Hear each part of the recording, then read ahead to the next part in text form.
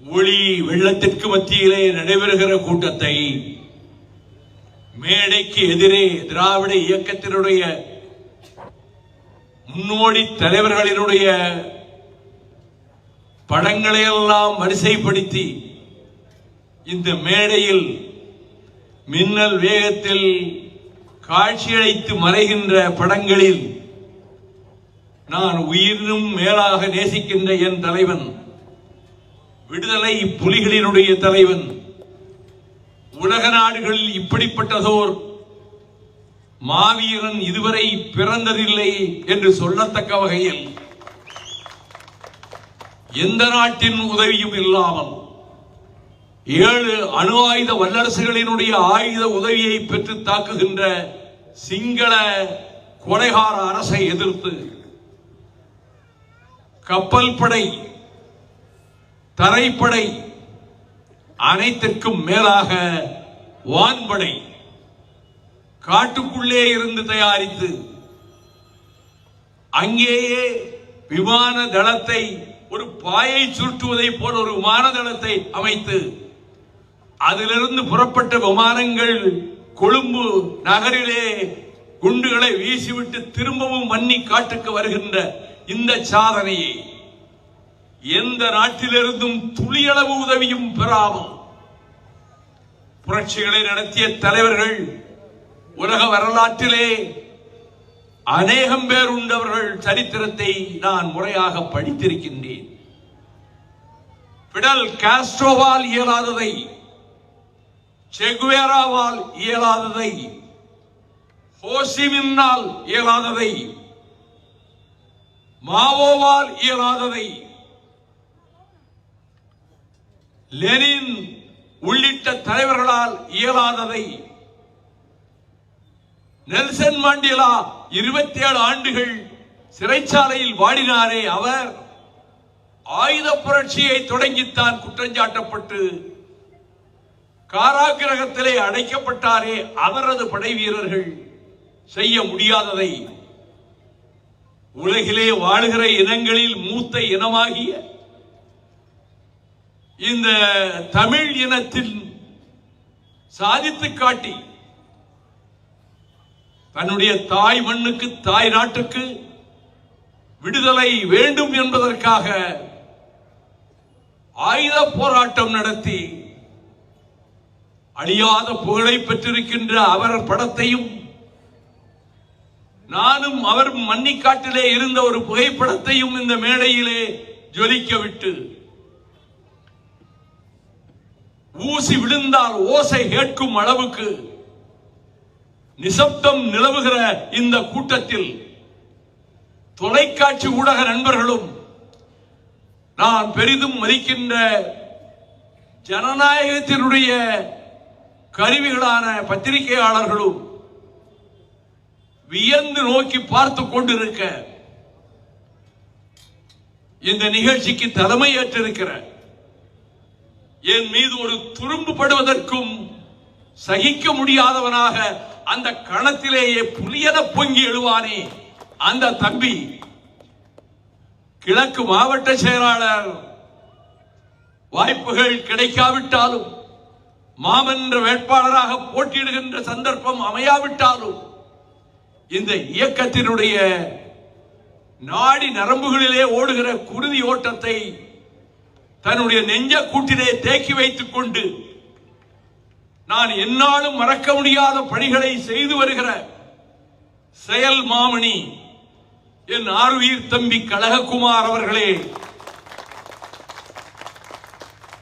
அக்கினி சொற்களை அனலும் புனலும் கலந்து வருகிற மேடை பேச்சால், ஈழ வாழேந்தி என்னும் பெயரால் சங்கொலியிலே தீட்டுகின்ற மடல்களால் நான் நாடாளுமன்றத்திலே ஆற்றிய உரைகளை எல்லாம் தொகுத்து நாடாளுமன்றத்தில் வைகோ என்ற ஒரு நூலையும் பதிப்பித்து மக்கள் மன்றத்திலே உலவ விட்டவர், 2.5 லட்சம் ரூபாய் மாத ஊதியத்தை வேண்டாம் என்று புறந்தள்ளிவிட்டு நான் முழு நேரம் மறுமலர்ச்சி திராவிட முன்னேற்ற கழகத்தில் எந்த பதவியையும் நாடாமல் சட்டமன்றத்திற்கோ நாடாளுமன்றத்திற்கோ போட்டியிட வேண்டும் என்ற அவா துளியும் இல்லாமல் இந்த இயக்கத்திற்கு வாய்த்திருக்கின்ற பொருளாளர் என் ஆருயிர் இளவல் நெய்வேலி செந்திலதிபன் அவர்களே,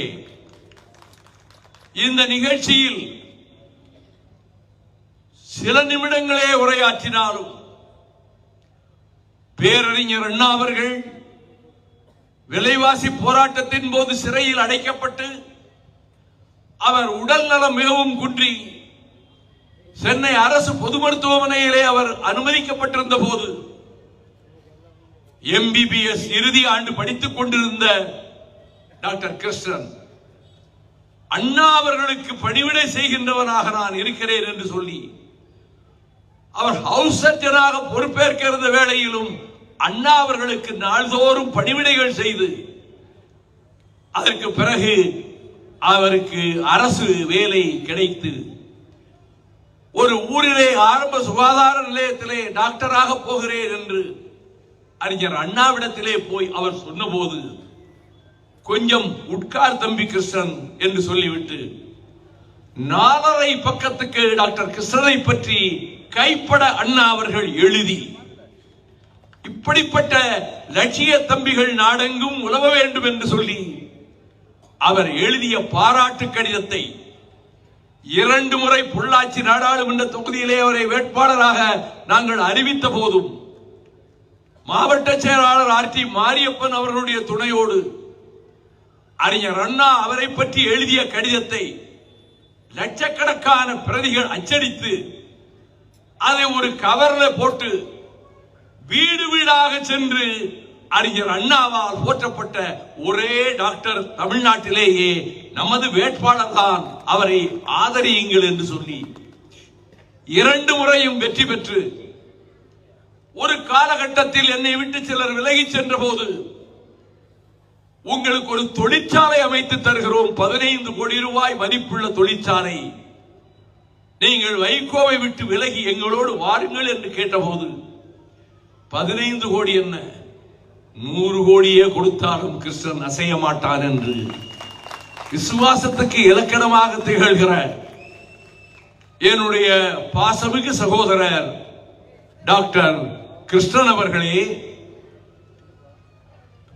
ஓலை குடிசையிலே பிரதமன் என்று தன்னை இங்கே அறிமுகப்படுத்திக் கொண்டாரே தம்பி, அவருடைய பேச்சை ஒரு நிகழ்ச்சியிலே கேட்டு அயர்ந்து போய் எங்கோ ஒரு கரடிகுளம் என்கின்ற குக்கிராமத்தில் பிறந்த இந்த பிள்ளை இவ்வளவு அற்புதமாக தமிழிலே பேசுகிறாரே என்று நீ எங்களோடு வந்துவிடு, என்னோடு வந்துவிடு என்று தாயகத்திலே அவரை அலுவலுக்கு அமர்த்தி மேடைகளிலே பேச வைத்து வாரம் தவறாமல் சங்கொலியில் ஈழத்து தியாகங்களை அவர் 120 ஈழத்து தியாகங்களை பட்டியலிட்டு எழுத அந்த தம்பி இந்த சுற்றுப்பயணத்திலே என்னோடு வர வேண்டும் என்று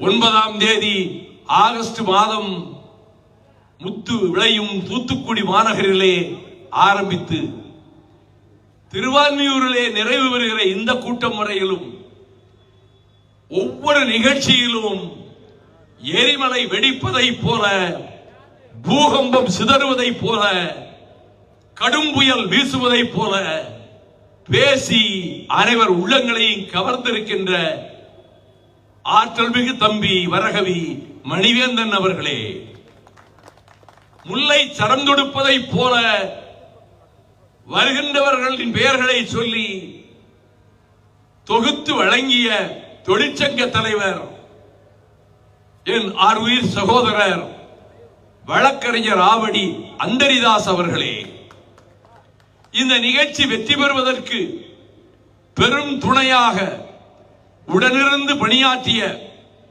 மாமன்ற உறுப்பினர், சென்னையின் ஒரு பகுதி மாவட்ட செயலாளர், வழக்கறிஞர் என் பாசமிகு தம்பி சுப்பிரமணி அவர்களே, திராவிட முன்னேற்ற கழகத்திற்கு ஒரு தொண்டர் படை இல்லையே என்று கரூரில் நடைபெற்ற ஒரு நிகழ்ச்சியில் மேடை சரிந்து விழ கீழே விழப்போன டாக்டர் கலைஞர் அவர்களை உடனிருந்த இயக்க முன்னோடிகள் தாங்கி பிடித்துக் கொள்ள அந்த கூட்டத்திலேயே அவர் சொன்னார், கம்யூனிஸ்டுகளுக்கு தொண்டர் படை இருக்கிறது, செம்படை இருக்கிறது, நம்முடைய நூற்றாண்டு கொண்டாடும் திராவிட இயக்கத்தில் ஏன் அப்படி தொண்டர் படையை இப்பொழுது அமைக்கவில்லை என்று அவர் கேட்டதை மனதிலே நினைத்துக் கொண்டிருந்த பொழுது கோவை பொதுக்குழுவில் உணவு இடைவேளை நேரத்தில் நான் டாக்டர் கலைஞரையும் அண்ணன் பேராசிரியர் அவர்களையும் அண்ணன் சாதிக் பாஷா அவர்களையும் சந்தித்து, இப்பொழுது இங்கே பேசினீர்களே முதலில், அதுபோன்ற ஒரு தியாக படையை, தொண்டர் படையை திராவிட முன்னேற்ற கழகத்திற்கு நான் தயாரிக்கிறேன் என்று சொன்னவுடன், அப்படியே செய் சபாஸ், அதைத்தான் நாங்கள் எதிர்பார்க்கிறோம் என்று சொல்ல, நான் நெல்லையில் 1500 இளைஞர்களை ஒரு வார காலம் ஊர் ஊராக சென்று நேர்காணல் செய்து, அந்த நேர்காணலிலே கொடுக்கப்பட்ட கேள்விகளுக்கு அவர்கள் பதிலெழுதி தர, என் எதிரே பக்கத்திலே மாவட்ட செயலாளர் இல்லாமல், கட்சி நிர்வாகி எவரும் இல்லாமல் தனியாக உட்கார வைத்து, தம்பி நீ தொண்டர் படையில் சேர விரும்புகிறாய் இல்லையா, உனக்கு புகைப்பிடிக்கும் பழக்கம் உண்டா, என்னிடம் மறுக்க கூடாது, நான் கண்டுபிடித்து விடுவேன் என்று சொல்ல, சிலர் ஆமாம் இதுவரை இருந்தது, இனிமேல் விட்டு விடுகிறேன் என்றார்கள். பழக்கங்களை அவ்வளவு சுலபத்தில் தொடர்ந்து விடுவது எளிதல்ல. நீ மது அருந்துகிற பழக்கம் உண்டா? இல்லவே இல்லை. அப்படி சொன்னவர்களில் சிலரை பார்த்து, நீ மது அருந்துவாய் என்று நான் சொல்லுகிறேன் என்றவுடன் மறுக்க முடியாமல், ஆமாண்ணே இனிமே குடிக்கல. இப்படியே தேர்ந்தெடுத்து 330 இளைஞர்களை தேர்ந்தெடுத்து திராவிட முன்னேற்ற கழகத்தினுடைய தொண்டர் படை என்று அவர்களுக்கு பெயர் சூட்டி, அவர்களுக்கு ஸ்டார் டெய்லரிங்கிலே இருந்த, இலங்கையிலிருந்து மீண்டும் தமிழ்நாட்டுக்கு வந்த அந்த சகோதரர் காசு வாங்காமல் அந்த 330 பேர்களுக்கும் சீருடை, கருப்பு சிவப்பு சீருடை தைத்து கொடுக்க, என் ஊரிலே பிறந்த என் சகோதரன் மோசஸ் சுந்தரம் அவர்களை சென்னைக்கு அனுப்பி, அவர்கள் அணிவதற்கான காலணி பூட்ஸ், தலையிலே வைத்துக் கொள்வதற்கான தொப்பி நீங்கள் சென்னையிலே போய் வாங்கிக் கொண்டு வாருங்கள் என்று நான் அனுப்ப, அவர்களும் வந்து நாங்கள் பயிற்சி கொடுத்துக் கொண்டிருந்த அந்த கால வேளையில் முதலமைச்சர் புரட்சி தலைவர் அவர்கள் காவல்துறை தலைமை அதிகாரியை அழைத்து,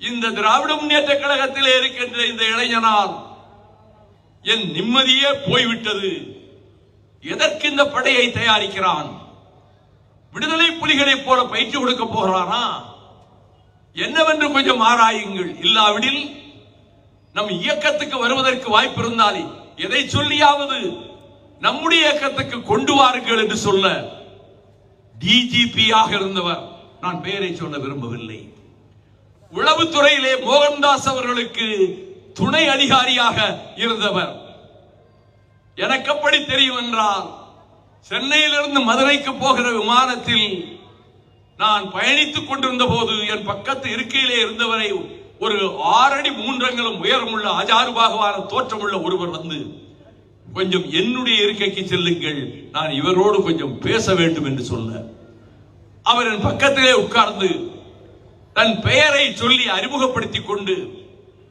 நான் இன்டெலிஜென்ஸ் டிபார்ட்மெண்ட்லே உளவுத்துறையிலே டிஐஜியாக இருக்கிறேன், எங்களுக்கு தலைவர் டிஜிபி மோகன்தாஸ், உங்களிடம் சிலவற்றை கேட்டு தெரிந்து கொள்ள வேண்டும், இந்த தொண்டர் படையை தயாரித்தீர்களே, அதற்கு ஒரு கேள்வித்தாள் கொடுத்தீர்களே, அந்த கேள்வித்தாள் எங்களுடைய உளவுத்துறைக்கு வந்தது, அதை பார்த்துவிட்டு நான் திடுக்கிட்டு போனேன், இந்த கேள்விகளை தயாரித்து கொடுத்தது நீங்களா அல்லது வேறு ஏதாவது பெரிய காவல்துறை அதிகாரியா என்று கேட்டபோது, இல்லை நான் தான் தயாரித்து கொடுத்தேன், அந்த கேள்விகளிலே அவ்வளவு அர்த்தம் பொதிந்திருக்கிறது, நீங்கள் தொண்டர் படையை உருவாக்கினீர்கள்.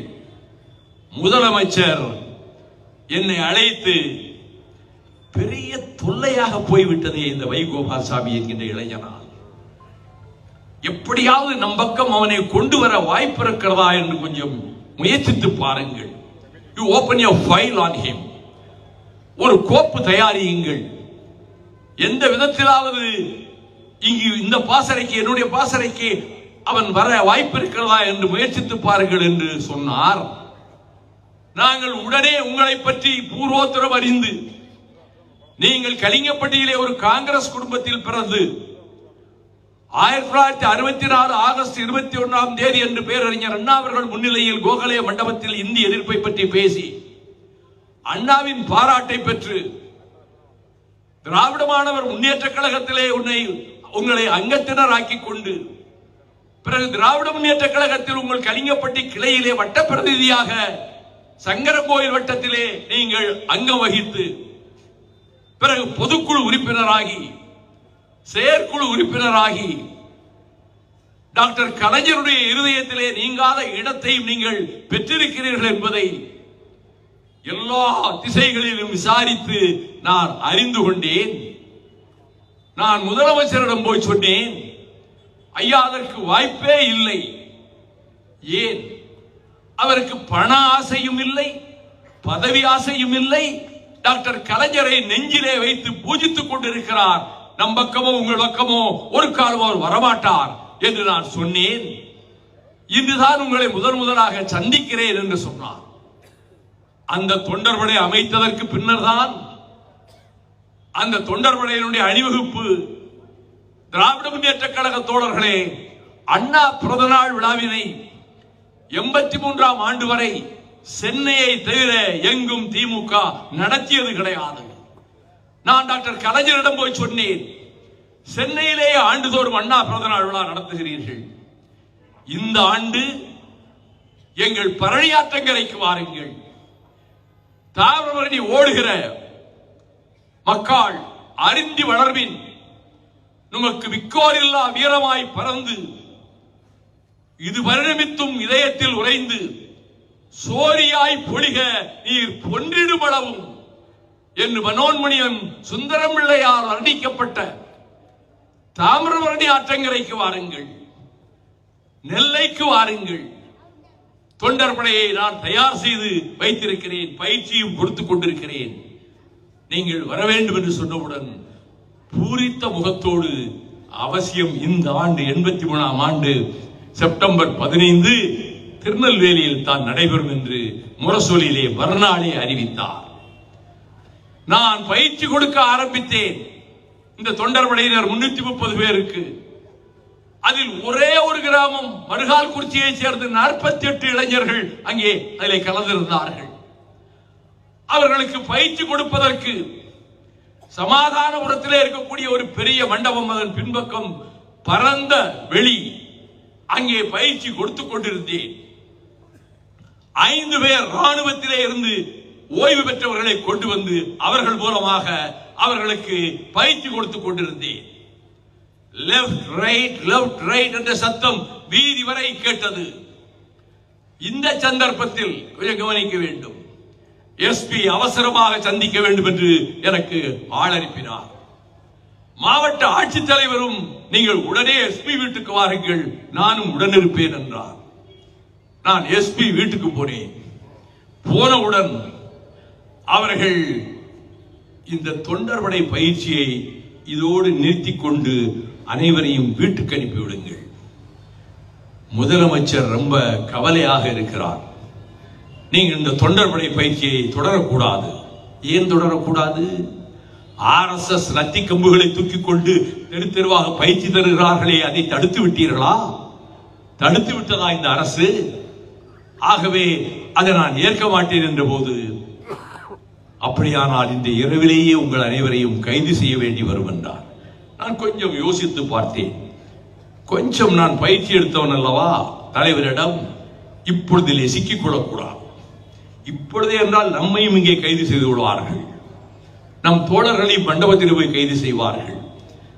ஒரு 3 மணி நேரம் அவகாசம் தாருங்கள், திரும்ப வந்து உங்களிடம் சொல்லுகிறேன் என்று கலெக்டரிடமும் எஸ்பியிடமும் சொல்லிவிட்டு நெல்லை நகரத்துக்கு சென்று என் ஆருயிர் நண்பன் நான் டாக்டர் கலைஞர் அவர்களுக்கு எழுதிய கடிதத்தை என் தலைவனை வண்டிக்காட்டிலே பார்ப்பதற்கு புறப்படுவதற்கு முன்பு நான் இந்த கடிதத்தை உங்களிடம் தருகிறேன். நீங்கள் கோபாலபுரத்திலே போய் டாக்டர் கலைஞரிடத்தில் காலை 6:45 மணிக்கு அவர் நடைபயிற்சி முடித்துவிட்டு வீட்டுக்குள் வந்தவுடன் உங்கள் பெயரை துண்டுச்சீட்டிலே எழுதி அனுப்புங்கள். அவர் நெல்லைக்கு வருகிற போது அவருக்கு சுற்றுலா மாளிகையில் இடமில்லை, எந்த விருந்தினர் மாளிகையிலும் இடமில்லை. இடைத்தேர்தல். இலங்கையிலே இருந்து வந்து பெருமாள்புரத்திலே குடியேறிய கணேசன் என்கின்ற ஒரு சகோதரரை பார்த்து, எங்கள் தலைவருக்கு எந்த கெஸ்ட் ஹவுஸும் தரமாட்டேன் என்கிறார்கள், உங்கள் வீடு ஈரடுக்கு மாடி, ஒரு உதவி செய்ய முடியுமா? நீங்கள் குடும்பத்தோடு ஒரு 5-6 நாட்கள் வேறொரு இடத்தை பார்த்து தங்கிக் கொள்ளுங்களேன் என்றேன். அப்படியே செய்கிறேன் என்று போய்விட்டார். குளிர்சாதன வசதி செய்யப்பட்ட 2 அறைகளை தயாரித்து முன்பக்கம் பெரிய கொட்டகையை போட்டு டாக்டர் கலைஞர் அவர்களை அந்த 3 நாள் பிரச்சாரத்தின் போதும் அங்கே தங்க வைத்திருந்ததற்கு பிரபு ஓட்டல் மனோகரனும் என் நண்பர் சண்முக சிதம்பரமும் அந்த காரியத்துக்கு உதவியாக இருந்தார்கள் என்பது குட்டிய சண்முக சிதம்பரம் என்பதால் அவரிடம் இந்த கடிதத்தை கொடுத்தனுப்பி அவர் அந்த கடிதத்தை எடுத்துக்கொண்டு போய் அங்கே கலைஞர் மாடிக்கு வந்தவுடன் அதை கொடுக்க மேலே அழைத்து, என்ன இப்படி செய்து விட்டார்? மானம் என் மகன் கேட்ட தாலாட்டு, மரணம் அவன் ஆடிய விளையாட்டு என்று தொடங்கி 3.5 பக்கத்துக்கு எனக்கு ஒரு கடிதம் எழுதியிருக்கிறாரே, இந்த கடிதம் உங்கள் கைகளிலே கிடைக்கிற பொழுது அண்ணனே, நான் வன்னி காடுகளுக்குள் நடந்து போய்க் கொண்டிருப்பேன். ஒருவேளை உயிரோடு நான் திரும்பி வர மாட்டேன். ஆனால் திராவிட முன்னேற்ற கழகத்துக்கு கடுகளவு கெட்ட பெயரும் வராமல் என்னை நானே பலியிட்டுக் கொள்வேனே தவிர இயக்கத்துக்கு என்னால் எந்த சேதாரமும் ஏற்பட நான் உடன்பட மாட்டேன் என்று அந்த கடிதத்திலே எழுதியிருந்தேன். அண்ணன் முரசொலி மாறனை வரவழைத்து இப்படி எழுதி வைத்துவிட்டு வன்னிக்காட்டுக்கு போய்விட்டாரே என்று சொன்னதும் எனக்கு நினைவுக்கு வருகிறது. அப்படி பயிற்சிகளை கொடுத்து தொண்டர்படையை உருவாக்கிய காரணத்தால் அதற்கு பின்னர் அதே செப்டம்பர் 15 வரப்போகிற செப்டம்பர் 15 மலைக்கோட்டை திருச்சி நகருக்கு பக்கத்திலே அலையலையாக திரண்டு வரை இருக்கிறது தமிழர் கூட்டம். லட்சக்கணக்கிலே அந்த திருச்சி மாநாட்டிலே, அண்ணா பிறந்தநாள் விழா மாநாட்டிலே கலந்து கொள்ள இருக்கிறது. அண்ணா பிறந்தநாள் விழா, பெரியார் பிறந்தநாள் விழாவுக்கு 98ஆம் ஆண்டு கடற்கரையிலே பேரணியும் மறுமலர்ச்சி பேரணியும் கூட்டமும் நான் ஏற்பாடு செய்து அந்த கூட்டத்திற்கு அன்றைய தலைமை அமைச்சர் பிரதமர் அடல் பிகாரி வாஜ்பாய் அவர்களும், உள்துறை அமைச்சர் LK அத்வானி அவர்களும், ராணுவ அமைச்சர் ஜார்ஜ் பெர்னாண்டஸ் அவர்களும், நிதியமைச்சர் யஸ்வந்த் சின்ஹா அவர்களும், பாட்டாளி மக்கள் கட்சி தலைவர் ஐயா டாக்டர் ராமதாஸ் அவர்களும் இன்னும் பல தலைவர்களையும் அழைத்து வந்து மறுமலர்ச்சி பேரணியை பார்வையிட வைத்து காஷ்மீர் முதலமைச்சர் டாக்டர் ஃபரூக் அப்துல்லா அவர்களும், பஞ்சாப் முதலமைச்சர் பிரகாஷ் சிங் பாதல் அவர்களும் அந்த ஊர் பேரணியை பார்வையிட்டு விட்டு நான் வாஜ்பாய் அவர்களிடம் சொன்னேன், பேரணி வந்து கொண்டே இருக்கிறது, இது கடற்கரை போய் சேருவதற்கு இரவு 9 மணி அளவு ஆகிவிடும், 8:30-9 மணி. ஆகவே ஒரு சிறிய உதவி செய்யுங்கள். என்ன என்று கேட்டார். நீங்கள் நேரடியாக ஆளுநர் மாளிகையிலே போய் ஓய்வெடுங்கள். ராத்திரி 12:30 மணிக்கு மேல் 1 மணிக்கு புறப்பட்டு கடற்கரை கூட்டத்துக்கு வாருங்கள் என்று சொன்னேன். அதிர்ந்து போன பிரதமர் அத்வானியை கூப்பிட்டு, இவர் என்ன சொல்லுகிறார் தெரியுமா? இப்ப நீங்க வர வேண்டாம், கவர்னர் மாளிகைக்கு போய் ஓய்வெடுங்க, நடுச்சாமத்துக்கு பிறகு புறப்பட்டு வாங்கன்னு சொல்லுகிறார். சரி, அவர் சொல்லுகிறபடியே நான் செய்கிறேன் என்று போய்விட்டார். இரவு 12:30 மணிக்கு கடற்கரைக்கு வந்தார். 1 மணிக்கு மேலே பேச ஆரம்பித்தார். அப்பொழுதுதான் சொன்னார், சேது சமுத்திர கால்வாய் திட்டத்தை வைகோவின் வேண்டுகோளின்படி எங்கள் அரசு நிறைவேற்றும் என்று அந்த கடற்கரை கூட்டத்திலே அவர் பிரகடனம் செய்தார்.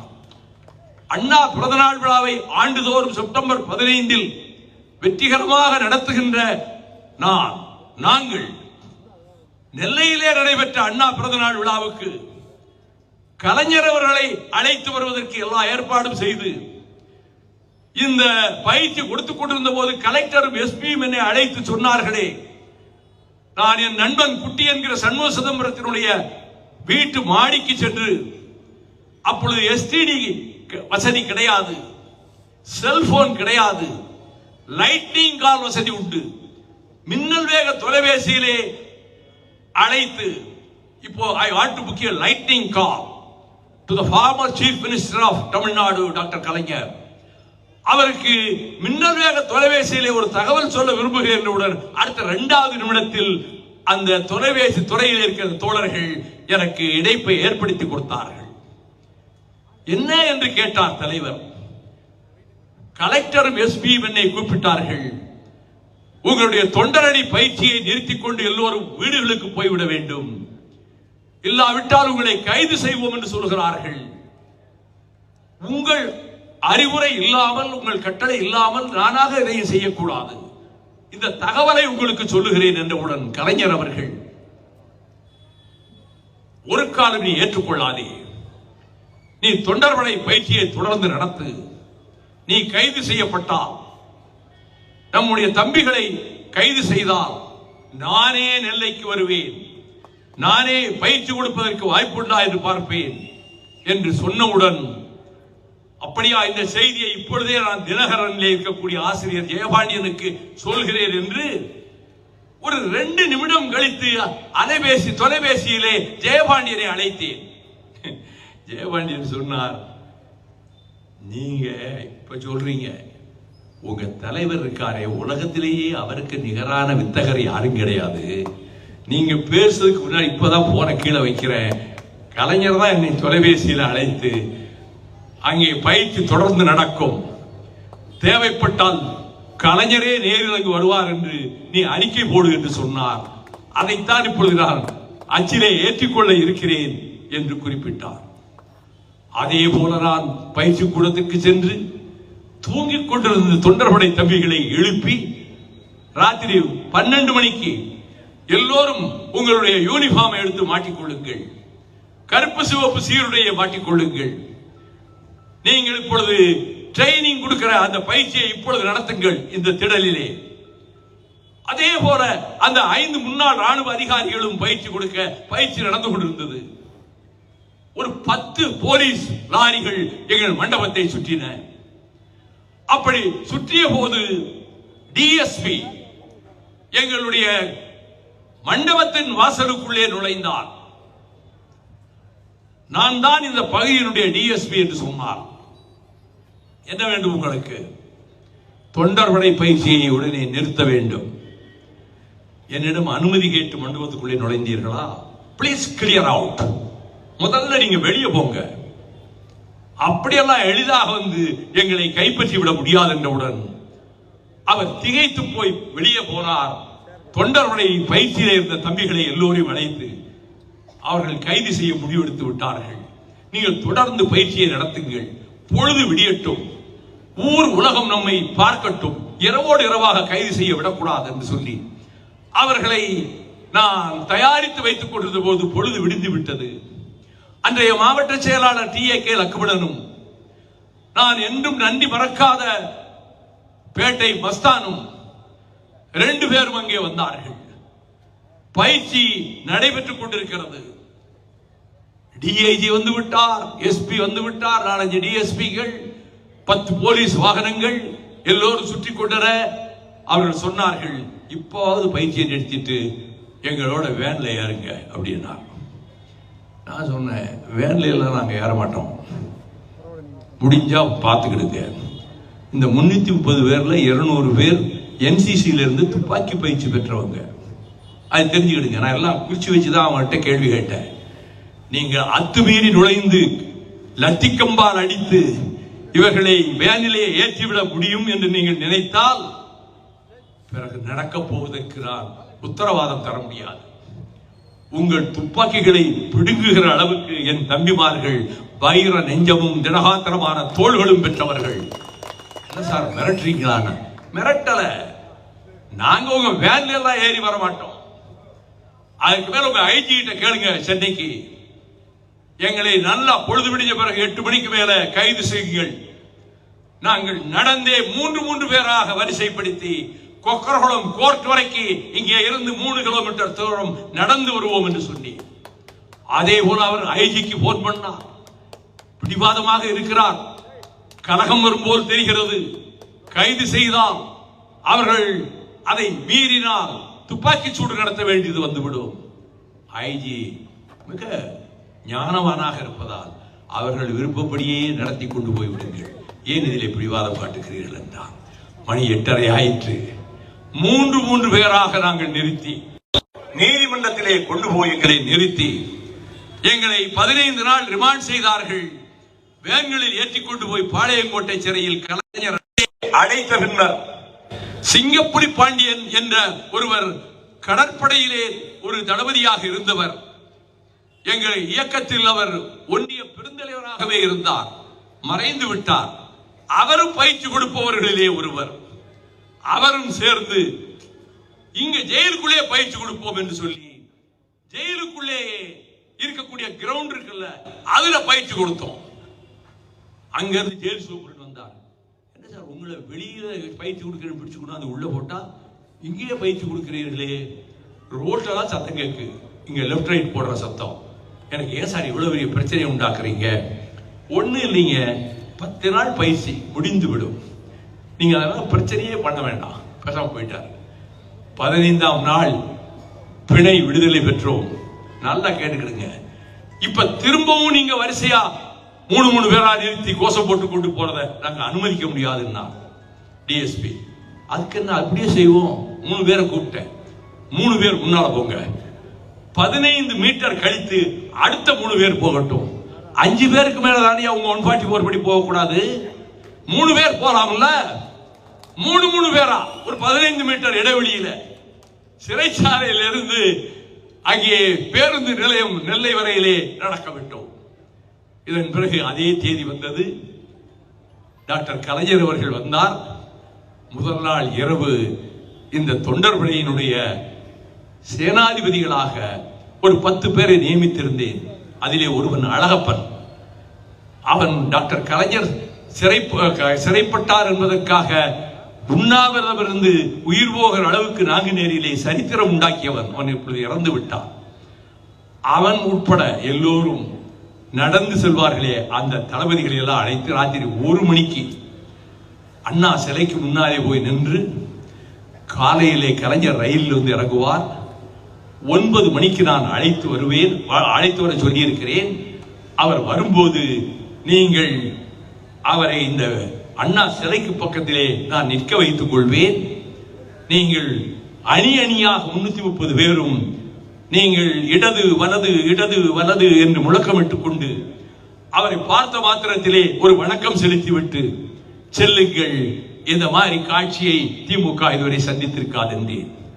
அப்பொழுது டிஐஜி ஜாஃபர் அலி, எஸ்பி பாண்டியன், நான் காலையிலேயே போய் அண்ணா சிலைக்கு பக்கத்தில் நின்று கொண்டு ஒலிபெருக்கிக்கு வயர் கொடுத்த அந்த ஒலிபெருக்கியை கையிலே வாங்கிக் கொண்டு, போலீஸ் டிபார்ட்மெண்ட் என்ன தப்பா நினைக்கக்கூடாது, இப்ப கலைஞர் வரப்போறார் 10 நிமிஷத்துல, நான் இங்கிருந்து முழக்கம் எழுப்புவேன், அவர் போற வரைக்கும் இந்த கண்ட்ரோல் எங்க கையில தான் இருக்கும், உங்க கண்ட்ரோல் வேண்டாம், அமைதியா விட்டுருங்க. அதே போல கலைஞர் வந்து என் பக்கத்திலே சிலைக்கு பக்கத்திலே இருந்தார். வரிசையாக அணிவகுத்து வருகிறவர்கள் இடது வலது என்று இடம் வலம் இடம் வலம் இடம் வலம் என்று சொல்லிக்கொண்டே வந்து கலைஞரை பார்த்த மாத்திரத்திலே ஒரு வணக்கம் செலுத்திவிட்டு போனார்கள். அயர்ந்து போய்விட்டார் கலைஞர். அதற்கு பிறகு அந்த இரவு பொதுக்கூட்டம். மாலையிலே அங்கே சாப்டர் மைதானத்துக்கு பக்கத்திலே மேடை போட்டு அதிலே கலைஞர், முரசொலி மாறன் எல்லோரும் உட்கார்ந்திருக்கிறார்கள். ஊர்வலம் சமாதானபுரத்திலே இருந்து ஊர்வலம் புறப்படுகிறது. அண்ணா பிறந்தநாள் விழா ஊர்வலம். இந்த 330 பேரையும் நடுநாயகமாக நடந்து வர செய்து அவர்கள் மத்தியிலே நான் நின்று கொண்டு அங்கே பாப்புலர் டாக்கீஸ் வரையிலே நடந்து சென்று அதற்கு பிறகு கலைஞர் அவர்கள் பேசும்போது எங்களை மிகவும் பாராட்டி பேசிவிட்டு என்னிடத்தில், நாளை இரவுதான் நான் புறப்படுகிறேன் மதுரைக்கு, நாளை பகலில் இந்த பிள்ளைகள் எல்லோரையும் அங்கே அழைத்துக் கொண்டு வாருங்கள் தாளையூத்து கெஸ்ட் ஹவுஸ்க்கு என்று சொல்ல, அந்த 330 பேரையும் நான் அங்கே அழைத்துக் கொண்டு போய் 50 பேராக நான் நடுவில் உட்கார்ந்து கொண்டு இந்த தொண்டர் படையினர் மத்தியிலே டாக்டர் கலைஞர் உட்கார்ந்து கொண்டு அந்த புகைப்படங்கள் எல்லாவற்றையும் அவர் கொண்டு போய் அன்றைக்கு அரசினர் தோட்டத்திலே இருந்த திராவிட முன்னேற்ற கழகத்தின் தலைமை அலுவலகத்தில் இந்த நெல்லை தொண்டர்படை என்று போட்டு அந்த புகைப்படங்களை எல்லாம் நல்லா பிரேம் செய்து அதிலே மாட்டி வைத்திருந்தார்கள். அப்படி அந்த புகைப்படங்கள் இடம்பெற்றது மட்டுமல்ல, நெஞ்சை நிமிர்த்திய நெல்லை என்று உடன்பிறப்பு கடிதம் ஒரு பக்கத்துக்கு எழுதினார். தொண்டர்படையை பற்றியும் என்னை பற்றியும் எழுதிவிட்டு அதிலே யாருடைய புகைப்படத்தை போட்டார் தெரியுமா? மருகால் குறிச்சி ராமையா பாண்டியன். அவன் பார்ப்பதற்கு பகத்சிங் போல இருப்பான், மீசை அப்படி வைத்திருப்பான். அவன் படத்தை நடுநாயகமாக கலைஞர் போட்டு நெஞ்சினிக்கும் நெல்லை என்று என்னை மிக மிக பாராட்டி எழுதியிருந்தார். இப்படியெல்லாம் திராவிட முன்னேற்ற கழகத்திலே நான் இயங்கினேன் என்பதற்கு சாட்சியமாகத்தான் இந்த கூட்டத்தை வைத்துக் கொண்டு நான் பேசுகிறேன். பதவி ஆசைகளுக்காக நான் வாழவில்லை, எம்பி பதவிக்காக நான் வாழவில்லை, மந்திரி ஆக வேண்டும் என்று கனவேனும் என் கனவிலும் கருதியதும் இல்லை, எண்ணியதும் இல்லை. அதை பற்றியெல்லாம் பிரச்சனை ஆக்கப்பட்டு அதற்கு பதில் சொல்லி பேசினார்கள் செந்தில் அதிபனும் மணிவேந்தனும். இந்த அற்புதமான நிகழ்ச்சியில் சிலை வெடித்தாற் போல அமர்ந்திருக்கிறீர்களே, ஒருவர் கூட அசையாமல் என்னை பேச வைக்கிறது இந்த மண், என்னை பேச வைக்கிறது சென்னை பட்டணம். ஆகவே இந்த நிகழ்ச்சியிலே கலந்து கொண்டிருக்கின்ற மாவட்ட செயலாளர்கள் 12 பேர், அவர்கள் பெயர்களை எல்லாம் வாசிக்க எனக்கு நேரமில்லை, இந்த அழைப்பிதழிலே இருக்கிறது. அந்த சகோதரர்களுக்கு என் நெஞ்சமெல்லாம் நிறைந்திருக்கிற நன்றியை தெரிவித்துக் கொள்கிறேன். தாய்மார்கள் நிரம்ப வந்திருக்கிறார்கள். அந்த சகோதரிகளுக்கு, அங்கே வந்திருக்கிற சகோதரிகளுக்கு என் நெஞ்சார்ந்த நன்றியை தாகியே, நீங்கள் எங்களை ஆசீர்வதியுங்கள். எங்களுக்கு இன்னும் போக வேண்டிய தூரம் அதிகம், நாங்கள் கடக்க வேண்டிய தூரம் அதிகம், நாங்கள் சந்திக்க வேண்டிய சவால்கள் அதிகம், நாங்கள் சந்திக்க வேண்டிய சோதனைகள் அதிகம். அத்தனையும் நாங்கள் மீண்டு வென்று வர வேண்டும் என்று தாய்மார்களே ஆசீர்வதியுங்கள் என்று சொல்லிக்கொண்டு, இந்த உரையை செவிமடுத்துக் கொண்டிருக்கக்கூடிய இல்லங்களிலே இருக்கக்கூடிய என் அருமை தாய்மார்களே, பெரியோர்களே, கூற்றுடன்று மேல்வரினும் கூடி எதிர்க்கும் ஆற்றலதுவே படை என்ற வள்ளுவன் வாய்மொழிக்கு இலக்கணமாக, ஈட்டி வாய்ந்தாலும் இமைகுட்டாது மார்பு காட்டுகிற கூட்டம் எங்கே? அது மறுமலர்ச்சி திராவிட முன்னேற்ற கழகத்தின் வாலிப வேங்கைகள் கூட்டம் என்று ஆயிரக்கணக்கான மேடைகளிலே நான் முழக்கமிட, இதுபோல நீங்கள் கரவொலி எழுப்ப, அந்த இயக்கத்தின் பயணத்தில் முக்கியமான காலகட்டத்தில் உங்கள் முன்னால் நான் நின்று கொண்டிருக்கிறேன். என்னை விட்டு விலகி சென்றவர்களை பற்றி ஒரு சொல் கூட நான் தவறாக எங்கும் பேசியது கிடையாது. என்னை விட்டு சிலர் விலகி சென்றார்கள், முடிந்தவரை பயணித்தார்கள். அதனால் தான் 1993 அக்டோபர் 18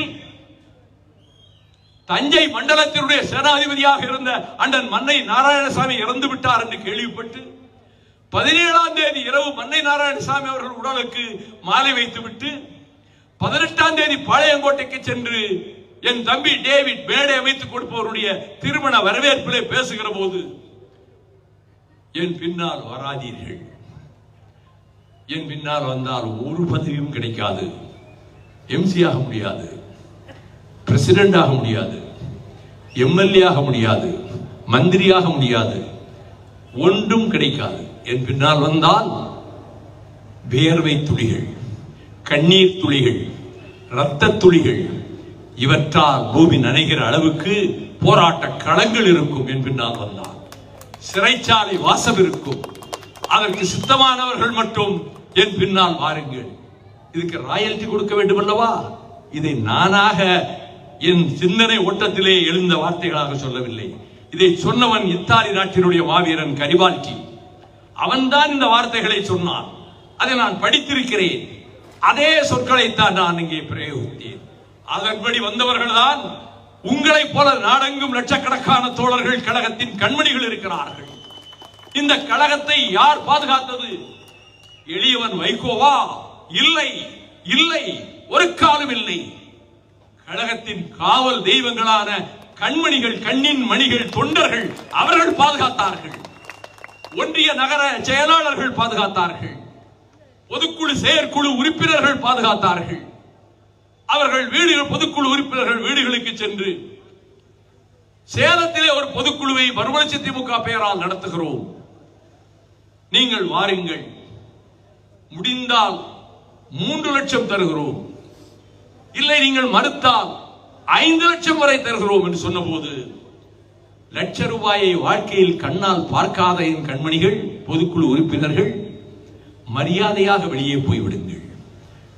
நாங்கள் என் வாழ்க்கையில் எங்கள் குடும்பத்திலே லட்சத்தை பார்த்ததில்லை என்று சொல்லிக் கொண்டிருக்கும் போதே அந்த வீட்டிலே இருக்கக்கூடிய அவர்களது துணைவியர், தாய்மார்கள், அவர் சொல்றபடி மரியாதையா வெளியே போயிருங்க, நாங்க வைகோவோடு தான் பயணிக்க முடிவெடுத்துக் கொண்டு வந்தோம். ஆகவே என்ன நடந்தது? சேலத்தில் நடந்த போட்டி பொதுக்குழுவில் 65 பேர் தான் கலந்து கொண்டார்கள். மொத்த தமிழ்நாட்டில் 65 பொதுக்குழு உறுப்பினர்கள். ஆனால் நான் என்ன செய்தேன் தெரியுமா?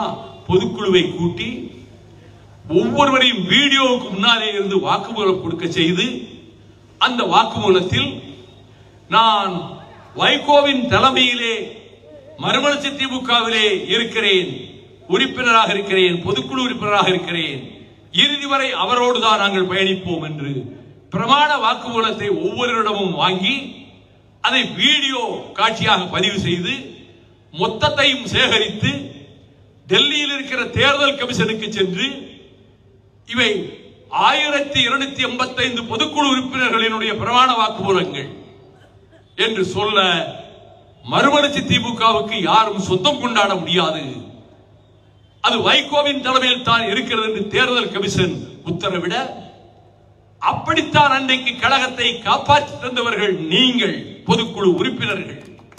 இன்றைக்கும் அதே பொதுக்குழு உறுப்பினர்கள் தமிழகம் எங்கும் சோதனையான இந்த நேரத்தில் என் தோள் வற்றி நிற்கிறார்கள். அவர்கள் காலடிகளிலே நன்றி மலர்களை வைக்கிறேன். அவர்கள்தான் இந்த கட்சியை காப்பாற்றுகிறார்கள். அவர்களின் குடும்பங்கள் தான் இந்த கட்சியை காப்பாற்றுகின்றன. எங்களுக்கு பெரிய வாக்கு வங்கி கிடையாது. அப்படி தம்பட்டம் அடித்துக் கொள்கிற அளவுக்கு நான் தற்குறி அல்ல. எங்களுக்கு பெரிய பணபலம் எதுவும் கிடையாது. உலக கோடீஸ்வரன் அனில் அகர்வால் 15 நிமிடம் என்னை சந்திப்பதற்கு அட்டர்னி ஜெனரலை என் அலுவலகத்துக்கு அனுப்பினான். ஒரு நிமிடம் கூட அவனை பார்க்க மாட்டேன், ஸ்டெர்லைட்டை எதிர்த்து நீதிமன்றத்திலே மோதிக் கொண்டிருக்கிறோம், ஒரு நிமிடம் கூட அவருடைய அதிபரை பார்க்க மாட்டேன் என்று சொன்ன நாணயத்துக்கு சொந்தக்காரன் உங்கள் முன்னாலே நின்று கொண்டு பேசிக் கொண்டிருக்கிறார். எங்களிடம் பணபலம் கிடையாது. 500 கோடி கூட அள்ளி தருவான் என்றார்கள்.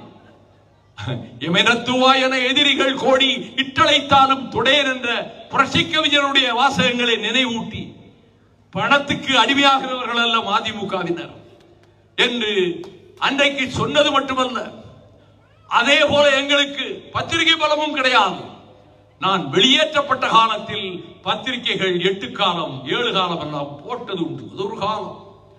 ஆனால் சில ஆண்டுகளாக எங்கள் செய்திகளை பூத கண்ணாடி போட்டுத்தான் பார்க்க வேண்டும். நான் அதற்காக அவர்கள் மீது கோபப்படவில்லை. அவர்கள் அதோடு நிறுத்தவில்லை. இப்பொழுது கொஞ்ச நாட்களாக சிலர் வெளியிடுகிற செய்திகளை, நச்சு கருத்துக்களை பெரிய அளவிலே அவர்கள் அச்சிட்டு தருகிறார்கள். ஜனவரி பிறந்தால் 1ஆம் தேதி தமிழ்நாட்டிலே இருக்கக்கூடிய, சென்னையில் இருக்கக்கூடிய அத்தனை பத்திரிகையாளர்களையும் தொலைக்காட்சி ஊடக நண்பர்களையும் அழைத்து 1 மணி நேரம் பேட்டி கொடுத்து விட்டு, மிக சுவையான அறுசுவை உண்டு, மிக சுவையான மட்டன் பிரியாணி உள்ளிட்ட அத்தனை பதார்த்தங்களையும் வைத்து, லீவு நாளிலே பத்திரிகை நிருபர்கள் வீட்டை விட்டு வரமாட்டார்கள். அன்றைக்கு விடுமுறை நாள் ஜனவரி 1.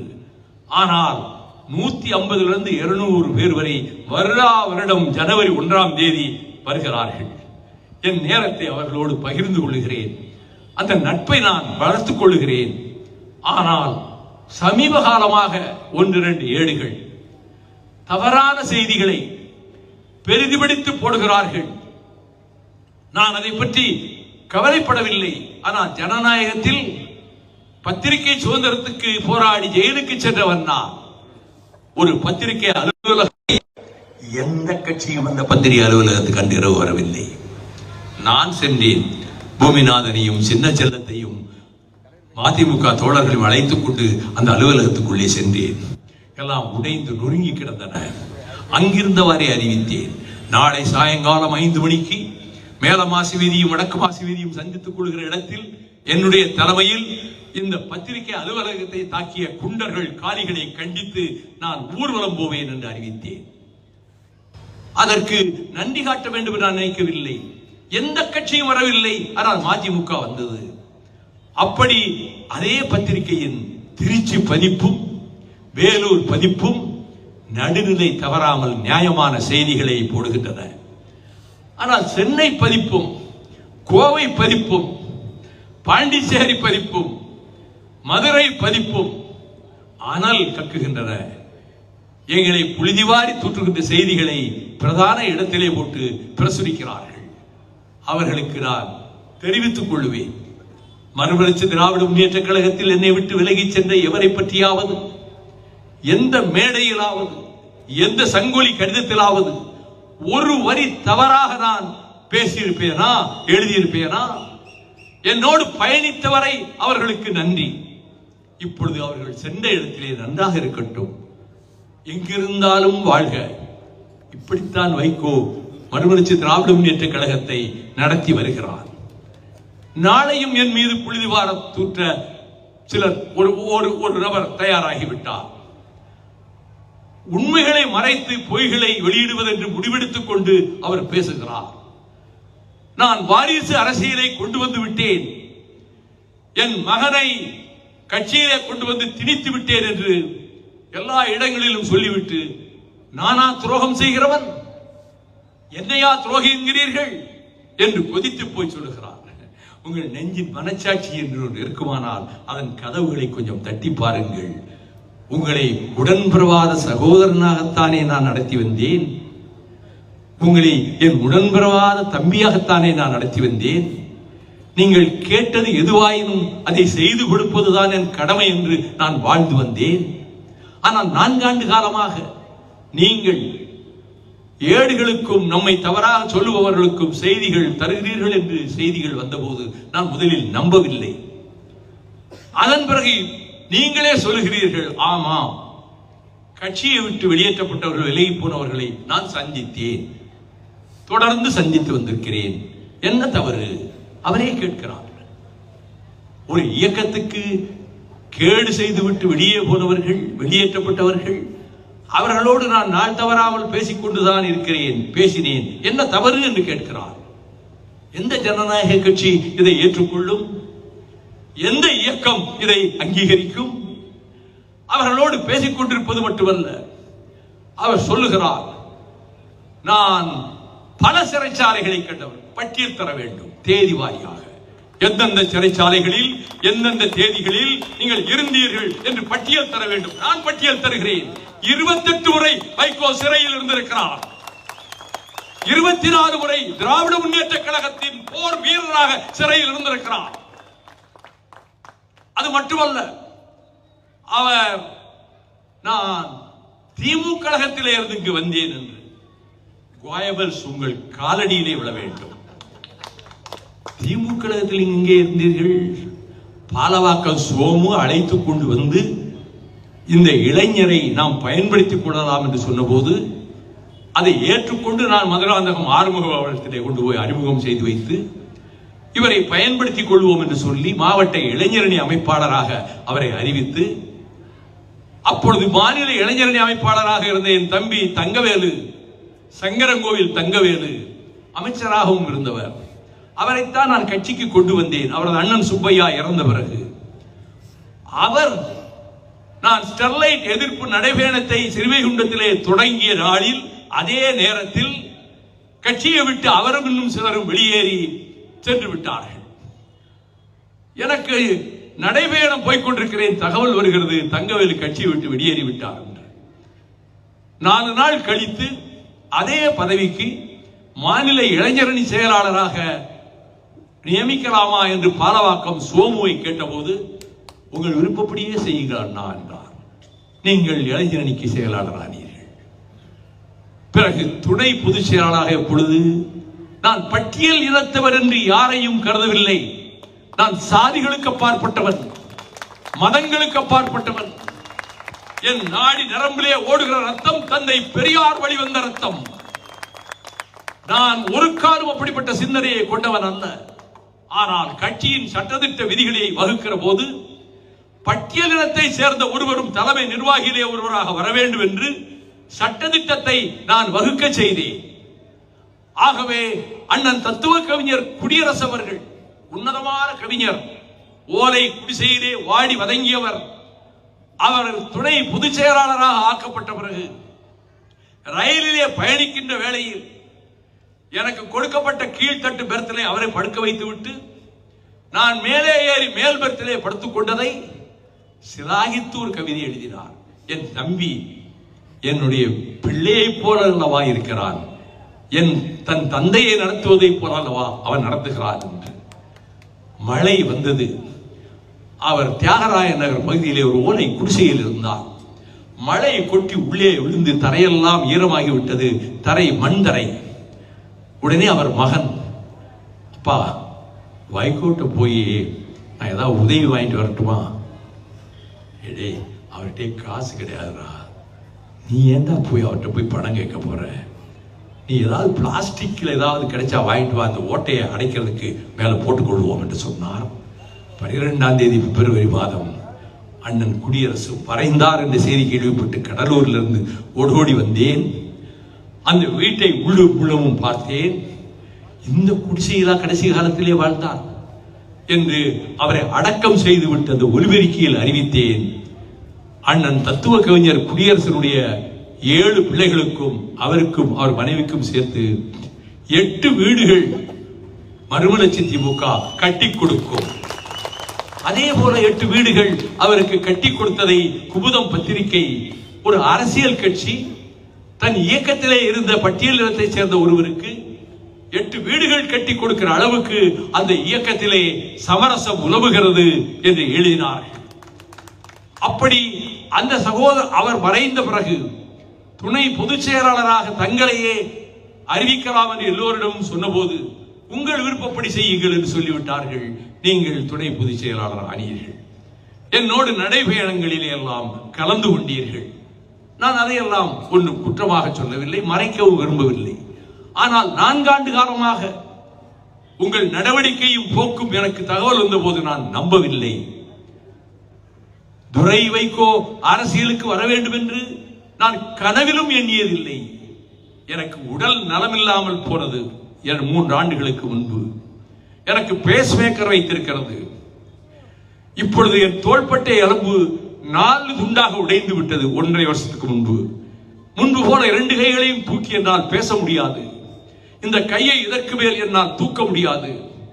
ஆகவே இப்படி உடல் நலம் குறைந்து நான் வீட்டிலேயே இருந்த அந்த காலகட்டத்தில் எனக்கு தெரியாமல் கட்சியினுடைய மாவட்ட செயலாளர்கள், ஏன் அன்பு சகோதரர் DRR செங்குட்டுவர் உட்பட எனக்கு தெரியாமல் அழைத்து கொண்டு போய் கொடியேற்ற வைத்து துக்க வீடுகளுக்கு அழைத்து சென்று, திருமண வீடுகளுக்கு அழைத்து சென்று, ஊர் ஊராக அவன் போனது எதுவுமே எனக்கு தெரியாது. இதெல்லாம் எனக்கு திரைமறைவில் எனக்கு தெரியாமலே நடந்த காரியங்கள். 3.5 ஆண்டு காலம் இப்படித்தான் ஊர் ஊராக அவனை கட்சியின் மாவட்ட செயலாளர்கள் அழைத்துக் கொண்டு போனார்கள். கடைசியில் இந்த உண்மைகள் தெரிய வர ஆரம்பித்த நேரத்தில் நான் கழகத்துக்குள்ளே அவன் காலெடுத்து வைப்பதை துளியும் விரும்பவில்லை என்று நான் சொன்னேன். நிர்வாக குழு கூட்டத்திலேயே சொன்னேன். அப்படி சொன்ன மாத்திரத்தில் ஆடுதுறை முருகன் துணை பொதுச் செயலாளர் சிங்கமென கர்ஜித்துக் கொண்டு, நீங்கள் என்ன சர்வாதிகாரியா? உங்கள் மகன் கட்சிக்குள் வரக்கூடாது என்று சொல்ல உங்களுக்கு என்ன அதிகாரம், உங்களுக்கு என்ன உரிமை? நாங்கள் விரும்புகிறோம் என்று அவர் பேச, வரிசையாக மாவட்ட செயலாளர்கள் எல்லோரும் நாங்கள் அதைத்தான் விரும்புகிறோம் என்று சொல்ல, நான் சொன்னேன், நான் எதேச்சாதிகாரமாக செயல்பட விரும்பவில்லை. நீங்கள் இவ்வளவு பிடிவாதம் காட்டுவதால் கருத்து கணிப்பு நடத்துவோம், வாக்கெடுப்பு நடத்துவோம் என்று சொல்லி ஒரு வாக்குச்சாவடியை அமைத்து 106 நிர்வாக குழு உறுப்பினர்களும் ஒருவர் பின் ஒருவராக சென்று அவர்களிடம் கொடுக்கப்பட்ட வாக்குச்சீட்டில் துரை கழகத்துக்கு வர வேண்டுமா கூடாதா 2 கேள்விகள் தான். வர வேண்டும் என்றால் அதை டிக் செய்து விட வேண்டும், கூடாது என்றால் அதை டிக் செய்து விட வேண்டும். ஓட்டுப்பட்டியிலே எல்லாம் 106 பேர் ஓட்டு போட்டு முடிந்த பிறகு நான் எண்ணவில்லை, எல்லோரையும் தலைவர்களை முன்னால் உட்கார வைத்து 3 டேபிள்களை கொண்டு வந்து போட்டு அதிலே அந்த ஓட்டுச்சீட்டுகளை எல்லாம் அதிலே போட்டு எண்ண சொல்லிய போது 104 பேர் துரை வைகோ மதிமுக கட்சிக்குள் வர வேண்டும் என்று வாக்களித்திருந்தார்கள். 2 பேர் கூடாது என்று வாக்களித்திருந்தார்கள். நேற்றைக்கு அந்த சகோதரர் சொல்லி இருக்கிறார், இதெல்லாம் முன்கூட்டியே ஏற்பாடு, எல்லாரையும் கூப்பிட்டு நீங்க இப்படி ஓட்டு போடுங்கன்னு சொல்லி இவர் அவங்களை எல்லாம் முதலே தயார் பண்ணி வச்சுட்டு ஒரு நாடகத்தை நடத்திட்டார் என்று சொல்லி நேற்றைக்கு சொல்லுகிறார். அவ்வளவு கீழ்த்தரமான வேலைகளை செய்கிற அளவுக்கு என் தாய் மாரியம்மாள் என்னை பெற்றுப் போடவில்லை. வாழ்கிறவரை லட்சியங்களுக்காக வாழ்வேன். சிறைச்சாலையிலே வாழ்ந்தேன். சிறை கைதிகளுக்குரிய அந்த அலுவலிய தட்டைத்தான் நான் வாங்கி சாப்பிட்டேனே தவிர அந்த கைதிகளில் பலர் தங்கள் வீடுகளில் இருந்து கொண்டு வந்திருந்த எவர் சில்வர் பாத்திரத்திலே வாங்கி சாப்பிடலாம், அதுக்கு அனுமதி உண்டு. நான் சாப்பிட்டதில்லை. எப்படி கடைசி நான் என்னை மதிக்கின்ற 2 பதிப்பு போடுகிற அந்த பத்திரிகை 8 கால செய்தியாக போட்டது. எல்லா பத்திரிகையும் நான் விமான நிலையத்திலே கைது செய்யப்பட்ட போது படா கைதியாக அப்பொழுது என்னை பற்றி வர்ணித்து விட்டு இவருக்கு பிடித்த நடிகர் திலகம் சிவாஜி கணேசன், இவருக்கு பிடித்தமான உணவு தாயார் மாரியம்மாள் சமைத்து போடுகிற உணவு, குறிப்பாக அசைவ உணவு. இதை நான் படித்துக் கொண்டே போகிறேன். அடைக்கலம் திருச்சியிலே வந்து என்னை சந்திக்கிறார். வேலூரை நோக்கி போய் கொண்டிருக்கிற போது பத்திரிகைகளிலே படித்துவிட்டு நான் ஒரு புலால் பிரியன் என்றல்லவா எழுதியிருக்கிறது. விடுதலை புலிகள் போராட்ட களத்தில் இருந்த காரணத்தால் அவர்கள் பட்டினி கிடக்கிறார்கள் என்று 1.5 வருடம் நான் அசைவ உணவு சாப்பிடுவதையே தவிர்த்தவன். எங்கள் ஊர் கிராமத்து கண்மாயிலே கிடைக்கின்ற கெளுத்தி மீன்களை போல தமிழ்நாட்டிலேயே ருசியான கெளுத்தி மீன்கள் என் நாவுக்கு எங்கும் கிடைக்காது. என் தாயார் நான் பிரியமாக சாப்பிடுவேன் என்று ஒரு தட்டு நிறைய கெளுத்தி மீன்களை வறுத்து வைத்துக் கொண்டு நல்ல பிரியமான நல்ல பெரிய பெரிய மீனா இருக்கிறா, நீ காலையிலே நம்ம கொண்டு கொடுத்துட்டாங்க என்று சொன்னவுடன் அம்மா வருத்தப்படாதீங்க, அங்கே விடுதலை புலிகள் பட்டினி கிடக்கிறாங்க அம்மா, நான் சுவையா சாப்பிட மாட்டேன், அதனால எடுத்து வச்சிருங்க. 1.5 வருட காலம் நான் அசைவ உணவை அறவே தவிர்த்துக் கொண்டேன். அதற்கு பிறகு இப்படி இதே உணர்வோடு இருந்த எனக்கு அந்த சிறையில் இருமல், குளிரும், பனியும் கொட்டிய காரணத்தால் வேலூர் மலை சுவர்கள் பகலிலே நெருப்பை கக்கும். பகல்ல ஃபேன் கிடையாது. ஃபேன் கொண்டு வச்சாங்க. கலைஞரே அறிக்கை விட்டாரு, சிக்காகோவிலே இருந்து 18 மணி நேரம் 20 மணி நேரம் விமானத்திலே பயணம் செய்து கொண்டிருந்த வைகோவை நீங்கள் மதுரை வரை ராத்திரியோடு ராத்திரியாக கொண்டு சென்று மேஜிஸ்ட்ரேட் முன்னாலே நிறுத்தி மறுநாள் பகலில் வேலூர் சிறையில் கொண்டு வந்து அடைத்தீர்களே, உங்களுக்கு மனிதாபிமானமே கிடையாதா? அந்த அறையிலே ஃபேன் வசதி கூட இல்லையாமே, ஒரு ஃபேனாவது வைத்து கொடுக்க கூடாதா என்று அப்ப கூட்டெல்லாம் இல்ல, கடுமையான எதிர்ப்புல இருக்கிறோம். கலைஞர் அவர்கள் அறிக்கை விட்டிருந்தார்கள். என் அறைக்கு முன்னாலே கொண்டு வந்து பெடஸ்டல் ஃபேன் இவ்வளவு உயரத்துக்கு வைக்கப்பட்டது. நான் வார்டர்களை கூப்பிட்டு கேட்டேன், என்னையா இதுன்னு கேட்டேன். சூப்பரண்ட் தான் வைக்க சொன்னார் பாலச்சந்திராவை இங்க வர சொல்லுங்க சூப்பரண்ட். அவர் பாளையங்கோட்டையில் ஜெயிலரா இருந்தவர். நாங்க ஜெயில பல முறை இருந்திருக்கேன். மிஸ்டர் சூப்பர் பாலச்சந்திரா, இந்த பெடஸ்டல் ஃபேன் எங்க வச்சிருக்கீங்க? இல்லைங்க, வெயில்ல நீங்க கஷ்டப்படுவீங்க, அதனால வச்சோம். இங்க 2200 கைதிகள் இருக்கானே, அது எவனுக்காவது ஃபேன் இருக்கா? யாருக்காவது ஃபேன் இருக்கா? அவங்க என்ன நினைப்பாங்க, அரசியல்வாதி என்றால் வசதிகளை ஆடம்பரங்களை அனுபவிக்க பிறந்தவர்கள் என்று எல்லா சிறைவாசிகளில் சிலராவது நினைப்பார்கள் அல்லவா? சார், பிடிவாதம் காட்டாதீங்க. சாயங்காலம் 6 மணிக்குள்ள இந்த ஃபேன் இங்கிருந்து எடுத்துட்டு போல உடைச்சு நொறுக்கி வெளியே போடுவேன். உடனே அவர் சொன்னார், ஒன்றும் வேண்டாம் சார், நான் தூக்கிட்டு போயிடுறோம் என்று தூக்கி கொண்டு போய்விட்டார்கள். அப்படி இருந்த நான் இந்த பத்திரிகையிலே அசைவ பிரியன் என்று போட்டிருந்த காரணத்தால் அந்த 1.25 வருடமும் ஒரு முட்டை கூட நான் சாப்பிட்டதில்லை என்பது. அந்த வரவழைத்து சாப்பிட்டு ரொம்ப சௌரியமாக இருந்தாரு. அவர் என்ன தியாகம் செய்தாரு? இதை சொன்னவர் என்று சொல்லி ஒரு பெயரை குறிப்பிட்டார். அந்த சகோதரன் பெயரை இங்கே நான் சொல்ல விரும்பவில்லை. காரணம், 19 மாதமும் காலையில் எனக்கு பத்திரிகைகள் வாங்கி அனுப்புவதிலே இருந்து சாயங்காலம் வரை இன்டர்வியூக்கு வருகிறவர்களை எல்லாம் ஒழுங்குபடுத்தி அனுப்பிய அந்த சகோதரன் ஏதோ காரணத்தால் என்னை விட்டு விலகி போய்விட்டார். அவர் பெயரை நான் சொல்ல விரும்பவில்லை. ஆனால் அவைத்தலைவராக இருந்தவர் அவர் பெயரை சொல்லி இப்படியெல்லாம் வசதிகளை அனுபவித்தவர். இந்த கட்சியிலே என்ன தியாகம் செய்து விட்டார் அவர், இந்த கட்சிக்காக என்ன செய்து விட்டார் என்று சொல்லிவிட்டு இதையும் கூட கொச்சைப்படுத்தி சொல்லிவிட்டார். நான் அப்படி அல்ல. புகை மண்டி வந்த அந்த வத்தி புகை நெஞ்சில் நுழைந்து நுழைந்து நுரையீரல் பாதிக்கப்பட்டு தாங்க முடியாத இருமலால் 2 மாத காலம் நான் கஷ்டப்பட்ட போது எந்த மருந்துக்கும் அது கட்டுப்படவில்லை. டாக்டர் கலாநிதி அவர்களை வரவழைத்தேன். அவர் முந்தி திமுக எம்பியாக இருந்தவர். அவர் என்னை வந்து பார்த்து சோதித்து விட்டு, ஒருவேளை டிபி அட்டாக் ஆயிருக்கலாமோன்னு நான் டவுட் பண்றேன். இங்கே எக்ஸ்ரே கிடையாது, general hospital government hospital x ray இருக்கு, நான் சூப்பர்கிட்ட சொல்லிட்டு போறேன், நாளைக்கே நீங்க அங்கே போய் ஒரு எக்ஸ்ரே எடுத்து பாருங்க, அந்த எக்ஸ்ரே ரிப்போர்ட் வந்த உடனே எனக்கு அவர்கள் தகவல் கொடுக்கட்டும் என்று சொன்னார்.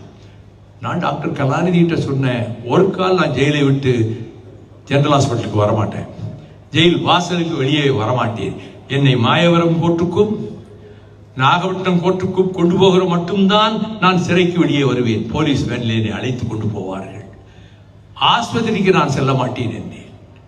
உங்க பிடிவாதத்தை விட மாட்டேங்கிறீங்களே, உயிருக்கு ஆபத்து அல்லவா, வந்தா வந்துட்டு போகுது, சாகிறது என்னைக்காவது ஒரு நாள் நிச்சயம் தானே. லட்சியவாதியாக இருப்பவனுக்கு மரணம் என்பதே கிடையாது, அவன் மரணத்தை கடந்து வாழ்ந்து கொண்டே இருப்பான் என்று சொல்லி அனுப்பினேன்.